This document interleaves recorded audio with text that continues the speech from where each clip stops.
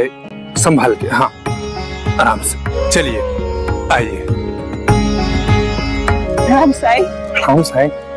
राम जी भला करे। नारायणी, मेरा बेटा पृथ्वी है, हम पापोरी में ही रहते हैं। अब आपकी तबीयत कैसी है माई? थोड़ा आराम महसूस हो रहा? लोग सच कहते हैं, आपसे किसी का दर्द छुपता नहीं है। आई बैठी। आहिस्ता। साईं, कल रात मेरे साथ एक चमत्कारी घटना घटी। कल तक मेरी आई की तबीयत बहुत ज्यादा खराब थी और ये हमेशा कहती रहती कि मुझे शिरडी लेके चलो, मुझे शिरडी लेके चलो। लेकिन साईं, इनकी तबीयत इतनी ज्यादा खराब थी कि मुझे लगता है ये इतना लंबा सफर नहीं तय कर पाएंगे। कल रात अचानक मुझे एक इंसान मिले। उस रात के अंधेरे में भी उनके चेहरे पर कितना उजाला था। और साईं, उन्होंने मुझे मेरी आई के लिए दवा भी दी। वो दवा लेने के बाद आई की तबीयत में बहुत सुधार हुआ है। तो कहने लगी कि मुझे शिरडी जाना है, आपसे मिलना है, इसीलिए मैंने यहाँ ले आया। साईं, मैं इतने दिनों से बीमार थी, एक ही रात में ठीक हो गई। ये चमत्कार कैसे हुआ साईं? माई, जो भी होता है मालिक की मर्जी से होता है। क्या हुआ, कैसे हुआ, इन सब बातों के बारे में मत सोचिए। आप बस अपनी सेहत का ख्याल रखिए। पृथ्वी, मुझे कुछ देना है तुम्हें, मेरे साथ आओ।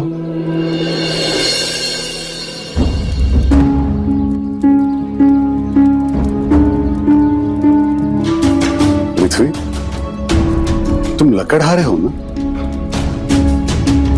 इस कुल्हाड़ी से तुम्हारी रोजी रोटी चलती है, तो इसे भूलकर कैसे आ गए? ये तो मेरी कुल्हाड़ी है।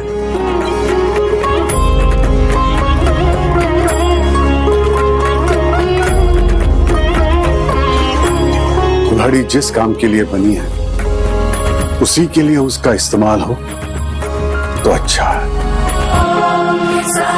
तो वो आप थे साईं? साईं, मेरी आई को हमेशा से यह विश्वास था कि आप उनका इलाज जरूर करेंगे और उनको बिना यहाँ लाए आपने उनकी मदद की और मुझे माफ किया। साईं, मैं आज के बाद कभी ऐसा नहीं करूंगा, लेकिन अगर मेरी आई को पता चल गया ना। नहीं पृथ्वी, तुम्हारी आई को सब बताकर इन्हें दुख पहुंचाना मेरा उद्देश्य नहीं है। आई, कल रात मुझे जो इंसान मिले थे वो कोई और नहीं बल्कि साईं ही थे, और इन्होंने ही वो दवा दी थी जिससे तुम बेहतर हो। क्या? राम जी भला करे। तुम किस्मत वाले हो कि तुम्हारी आई है। इनका हमेशा ख्याल रखना, ये सौभाग्य हमेशा नहीं रहता है।